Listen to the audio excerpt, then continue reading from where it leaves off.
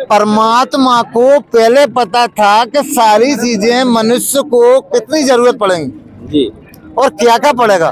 तो सोना, चांदी, हीरे, जवाहरात पूरे अंदर रख के गया पृथ्वी के अंदर जी, पृथ्वी को इतनी बड़ी बना के गया कि कितने ही वर्ष लग जाएं, अरबों खरबों, और जितने पैदा हो जाएं, लेकिन पृथ्वी कभी कम नहीं पड़ेगी जी। अवध की नगरी में इतनी सुंदर सज्जा हुई, इतना सुंदर अवध को सजा दिया है कि हर कोई मोहित हो जा रहा है।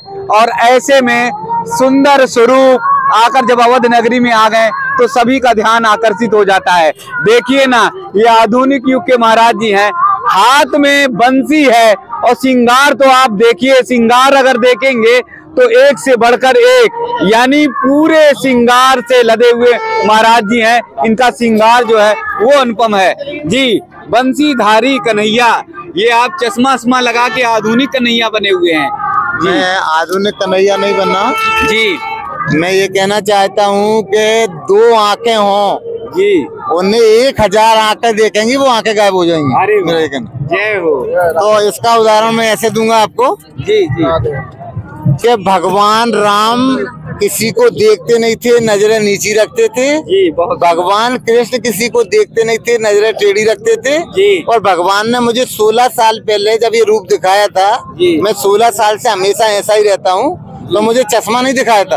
अरे वाह, तो मैं बिना चश्मे के था, लेकिन मैं भी टेढ़ा देखता था। अच्छा तो जो गोपियां थी, देवियां थी, वो क्या कर रहे हैं कि मुझसे लड़े कि हम इतने खराब नहीं है कन्हैया कि तू उधर टेढ़ा देख रहा, अरे हमें तो देख, हमें तो देख। तो ऐसे कुछ नाराज होने लगी, तो भगवान ने बुद्धि दी कि भाई साहब चश्मा लगाइए आप, चश्मा में कोई दिक्कत नहीं जी। तो बाके बिहारी और हाँ, चश्मा से एक और फायदा है, आपको बता दें जी कि चश्मा से कम दिखता है जी, तो आप लोगों को कम देखेंगे, कम याद आएंगे जी, सट पर मोटरसाइकिल सब कम देखेंगे, कम याद आएंगे।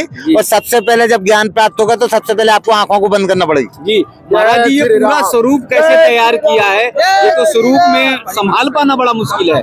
अब मैं आपको ये बता दूं कि मैं तपस्या करता था जी बचपन में जी, साधु बनना चाहता था। भगवान ने मुझे ऐसा सपना दिखाया, महाकालेश्वर ने, कि मैं ऐसा बन जाऊं, तो मैं ऐसा बन गया। कई वर्ष पहले महाराज जी? 16 वर्ष पहले सपना आया था। हाँ। तो ये सारी चीजें कैसे सामग्री ये आपको पता नहीं है, भगवान की कृपा होती है ना, तो सारी चीजें अपने आप तैयार हो जाती हैं। ऐसा चमत्कार किसी किसी के साथ होता है, वो जानता है जी। जैसे यहाँ दुनिया में बहुत चमत्कार हो रहे हैं और सबके साथ भगवान है।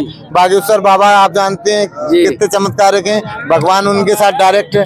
तो ऐसे नाना प्रकार के चमत्कारिक लोग आपको इस दुनिया में पता है। ये सृष्टि पे भगवान क्यों करता है? भगवान इसलिए करता है कि ध्यान रख मनुष्य में हूँ, अपनी उपस्थिति दर्ज करने के लिए ऐसे ऐसे मॉडल तैयार करके आपको ज्ञान देने के लिए, आपकी सनातन धर्म की रक्षा करने के लिए, नाना प्रकार की खुशी देने के लिए, जो उदास चेहरे हैं उनमें दम भरने के लिए ईश्वर ऐसे भेजता है जिससे लोगों को खुशी प्रदान हो जाती है जी। तो आपके स्वरूप को देखकर लोग प्रसन्न होते हैं, खुश आनंद होते हैं, उनके अंदर आत्मा जो है, आंतरिक आत्मा जो है वो प्रसन्न होती है।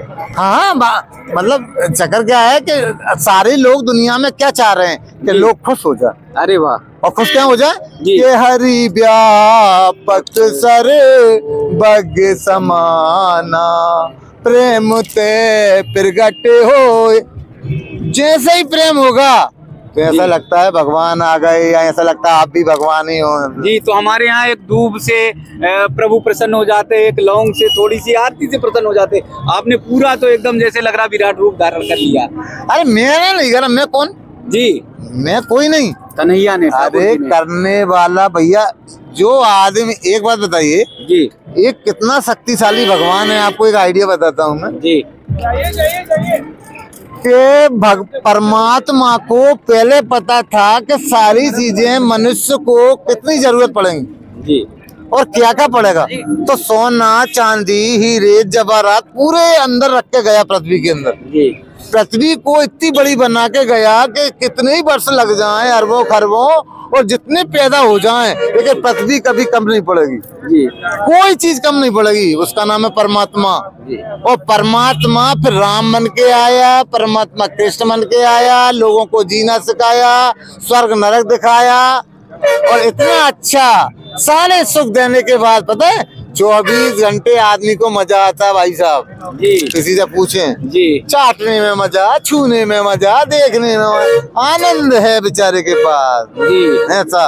और पता है अब तो अयोध्या में आ गए हैं, सारी दुनिया बदलने वाली है, आदमियों के नेचर बदलने वाले हैं, आदमी के सारे दुख दूर होने वाले हैं। जी। तो देखिए जिस तरह का स्वरूप बना के रखा हुआ है वो स्वरूप देखकर लोग आश्चर्यचकित हैं। अयोध्या नगरी में एक से बढ़कर एक स्वरूप आपको देखने को मिलेगा।